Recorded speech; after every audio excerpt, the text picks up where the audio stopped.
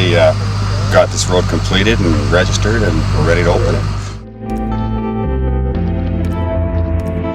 Call it the gap or call it the connector? No, we do call it the connector. It's the extension of Upper Canyon Road. But yes, so we'll be continuing developing the area for another 20, 25 years.